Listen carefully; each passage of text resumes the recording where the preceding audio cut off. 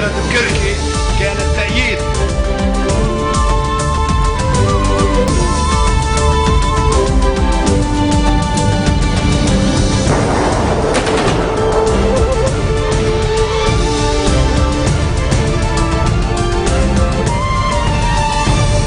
Nouvelle édition de la rédaction, bienvenue sur Futur TV. Voici tout de suite les titres de ce journal. Les Égyptiens aux urnes pour élire un nouveau président. L'ancien ministre de la Défense Al-Sisi est le grand favori du scrutin boycotté par les frères musulmans. Le chef du courant patriotique libre Michel Aoun a appelé à l'élection dans les plus brefs délais d'un nouveau chef de l'État ce matin. Un chef de l'État fort, accepté par toutes les communautés. Le président de la Chambre, Nabi Berri, convoque le Parlement à une séance consacrée à l'élection d'un nouveau président. L'ambassadeur de Grande-Bretagne a été reçu ce matin par le Premier ministre Tamam Salam. Et le pape François achève aujourd'hui son voyage au Proche-Orient avec une dernière étape consacrée à Jérusalem. Les Égyptiens aux urnes, 53 millions d'électeurs sont invités ce lundi et demain mardi à élire un nouveau président. Deux candidats sont en lice, Abdel Fattah el-Sisi, ancien militaire et ancien ministre de la Défense, grand favori du scrutin, et Hamdine Sabaïm, classé à gauche. Il est connu des Égyptiens puisqu'il était arrivé 3e lors de la présidence en 2012. Un scrutin dont le principal enjeu est la participation compte tenu du boycott auquel ont appelé les frères musulmans. Car les deux candidats ont clairement affirmé qu'il n'y aurait pas de place dans la nouvelle République égyptienne pour la confrérie. Si Sisi est élu, ce sera le 5e président issu de l'institution militaire en Égypte. Quelle place pour l'armée dans le pays? Les opinions divergent. Elle est redevenue très populaire dans le pays après la chute des islamistes, mais beaucoup craignent aussi le retour des militaires sur le devant de la scène. Et les militaires sont accusés de réprimer violemment l'opposition. La correspondante de France 24, Sonia Dridi, est allée à la rencontre d'Égyptiens d'horizons divers pour recueillir leur opinion sur le rôle de l'armée dans la politique du pays. Les gens sont descendus dans la rue le 30 juin et l'armée s'est mise de notre côté. Le peuple n'avait cessé de combattre les autorités jusque-là. Mais Mohamed... Non, laisse-moi finir. Je n'accepterai l'armée que si elle répondait enfin aux demandes de la révolution. À l'image du pays, la famille du jeune Mohamed est divisée sur la situation politique. Sa mère soutient fermement le candidat issu de l'armée, le général Abdel Fattah el-Sisi. De nombreux Égyptiens considèrent qu'il a sauvé l'Égypte des mains des frères musulmans. Les Égyptiens aiment vraiment beaucoup leur armée et ce depuis longtemps. Pour moi, Sisi est un héros national entouré par le peuple. Mohamed a lui participé activement à la campagne du socialiste Hamdine Sabahi, soutenu par une partie des jeunes activistes laïcs. Pour le militant, il y a clairement aujourd'hui un conflit de génération. Il y a un conflit de génération en Égypte qui dure depuis la révolution du 25 janvier 2011. Depuis cette époque, il y a un conflit car les générations des années 60 et 70, donc celles de nos pères et nos mères, sont des générations soumises car elles ont grandi en étant soumises à l'État. Et ces gens aiment la stabilité, même si cette stabilité est illusoire. Le père du jeune activiste doit souvent faire l'arbitre entre deux positions passionnées.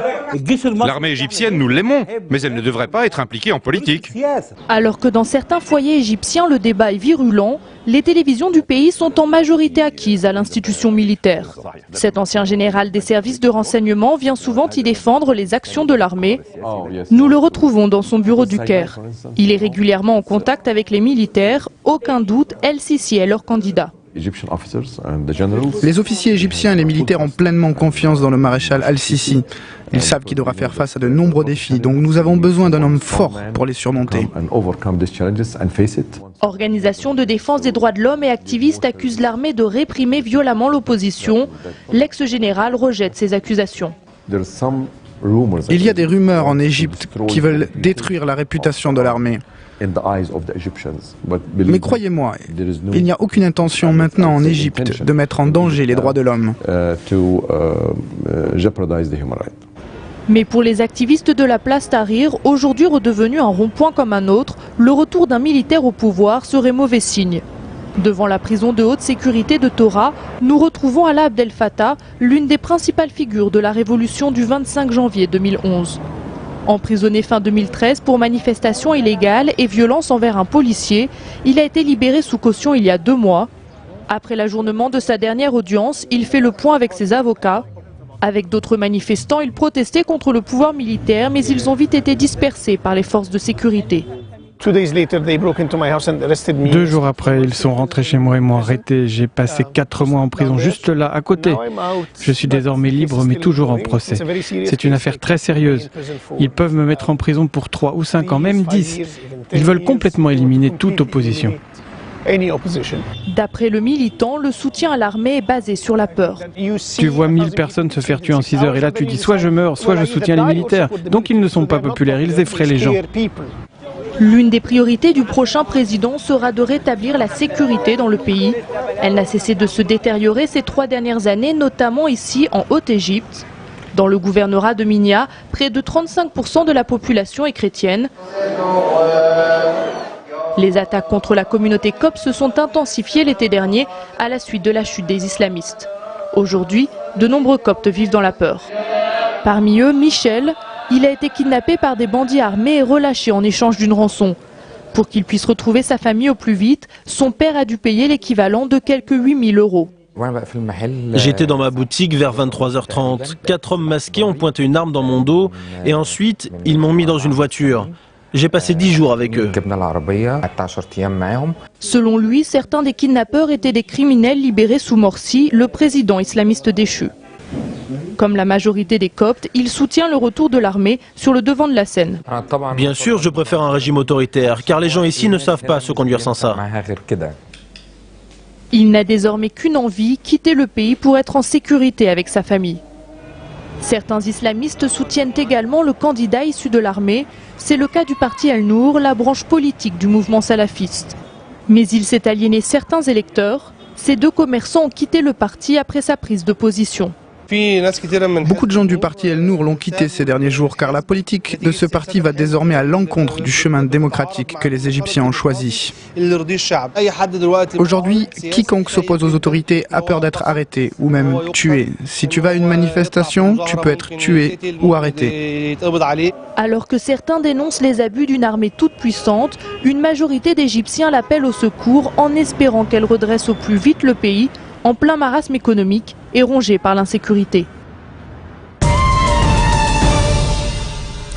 Au Liban, 2e journée de vacances à la présidence de la République et ce point de presse du chef du courant patriotique libre, Michel Aoun, qui a appelé à l'élection dans les plus brefs délais d'un nouveau chef de l'État, fort, accepté par toutes les communautés, soulignant que le pays ne pouvait plus continuer à fonctionner sans président.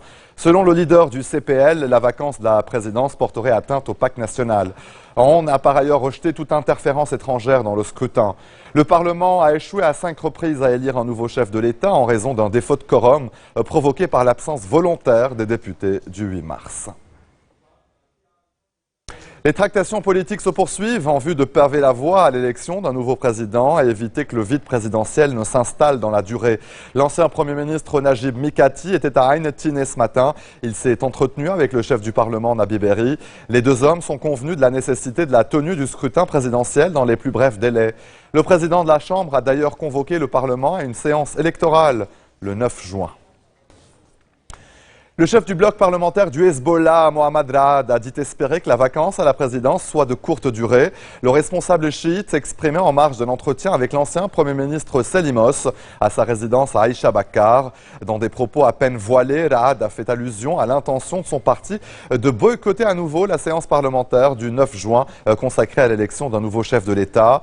Les déclarations de Raad interviennent au lendemain d'un discours du chef du Hezbollah, Hassan Nasrallah, qui a dit souhaiter l'élection d'un président qui ne conspire pas contre son parti.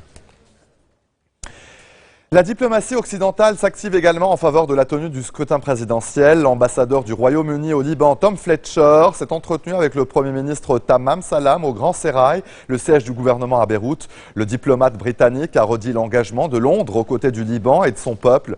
Il s'est dit optimiste quant à la possibilité d'élire un nouveau chef de l'État, soulignant la nécessité de ne pas miser sur une solution miracle qui proviendrait de la communauté internationale. Fletcher a indiqué que le Liban avait besoin d'un président afin que le pays puisse aller de l'avant pour instaurer un équilibre entre les institutions de l'État et faire face aux nombreux défis, tant sur les plans humanitaires, économiques que politiques. Et l'ambassadeur américain au Liban, David Hale, s'est entretenu avec le ministre libanais des Affaires étrangères, Gebran Bassil, au palais Boustros.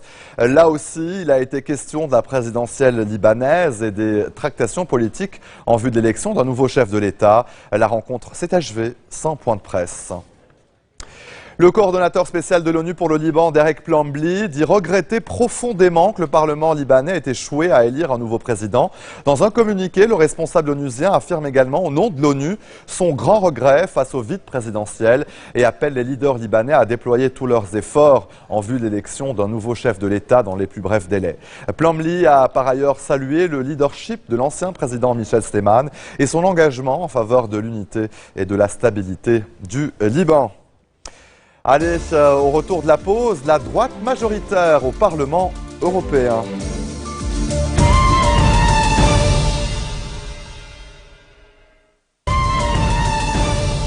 Retour sur le plateau de l'info au Liban. Les examens officiels n'auront pas lieu si la grille des salaires n'est pas adoptée par la Chambre des députés. Une menace signée Naameh Mahfouz, le président du syndicat des enseignants des écoles privées. Une déclaration à la veille d'une séance parlementaire consacrée à la grille des salaires. Le responsable syndical a averti que le pays irait vers l'inconnu si les parlementaires n'adoptaient pas la grille. Selon des sources proches du 14 mars, les députés de l'Alliance devraient boycotter la séance de demain qui risque donc d'être reportée faute de quorum.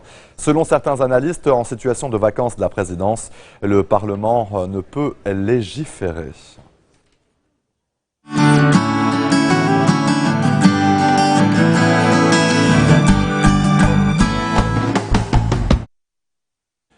Le pape François achève aujourd'hui son voyage au Proche-Orient avec une dernière étape consacrée à Jérusalem. Ce matin, sur l'esplanade des mosquées, il a exhorté musulmans, chrétiens et juifs à travailler ensemble pour la justice et la paix. François s'est ensuite recueilli devant le mur des lamentations avant de se rendre au cimetière national du Mont Herzl, une première pour un pape. Il a fait déposer une grande gerbe aux couleurs du Vatican sur la tombe du père fondateur du sionisme, Théodore Herzl. Autre temps fort de la matinée, la médiation intense à Yad Vashem au lieu de la mémoire de la Shoah. Le pape a rallumé la flamme du mémorial, déposé une couronne de fleurs et salué les survivants de l'Holocauste. Avant de regagner le Vatican, le pape doit s'entretenir avec les dirigeants politiques d'Israël. Lors d'une rencontre avec le président Shimon Peres ce matin, le souverain pontife a demandé le libre accès de tous les croyants juifs, musulmans et chrétiens au lieu saint de Jérusalem. En France, le président Hollande a convoqué ce lundi matin une réunion d'urgence à l'Élysée, une réunion de ses principaux ministres en charge des dossiers européens pour analyser la nouvelle donne provoquée par l'émergence du Front National sur la scène européenne. C'est donc le FN qui enverra le plus important contingent d'eurodéputés français à Strasbourg. Les formations nationalistes et anti-européennes progressent un peu partout en Europe à l'issue des élections, mais la droite reste majoritaire au Parlement européen où le Parti populaire européen arrive en tête du scrutin avec 212 sièges contre 273 dans le Parlement sortant. Petro Poroshenko s'est imposé dès le premier tour de la présidentielle ukrainienne ce dimanche. Il enregistre 54% des voix selon des résultats encore provisoires. Ce lundi matin, au cours d'une grande conférence de presse, le futur président a tenu à se poser en rassembleur avant de préciser les priorités de sa stratégie pour mettre fin à la guerre dans l'Est séparatiste et conduire son pays sur la voie de l'intégration européenne. À Donetsk, l'aéroport a été fermé après un raid mené par des séparatistes. Des combats étaient en cours à la mi-journée. Le nouveau président a formulé le vœu que la Russie soutienne ses efforts pour régler la situation dans l'est du pays. Un appel accueilli avec prudence côté russe. Moscou a salué l'élection de Petro Poroshenko comme un fait positif, même si le ministre russe des Affaires étrangères, Sergei Lavrov, estime que le scrutin ne s'est pas parfaitement déroulé. Et c'est ainsi que se referme cette édition. Tout de suite, le rappel des titres qui ont marqué l'actualité de cette journée. Les Égyptiens aux urnes pour élire un nouveau président. L'ancien ministre de la Défense Al-Sisi est le grand favori du scrutin, boycotté par les frères musulmans. Le chef du courant patriotique libre Michel Aoun a appelé à l'élection dans les plus brefs délais d'un nouveau chef de l'État, fort accepté par toutes les communautés. Le président de la Chambre, Nabi Berri, convoque le Parlement à une séance consacrée à l'élection d'un nouveau président le 9 juin. Et le pape François achève aujourd'hui son voyage au Proche-Orient avec une dernière étape consacrée à Jérusalem. Merci de votre attention, excellente suite de programmes sur notre antenne et à demain.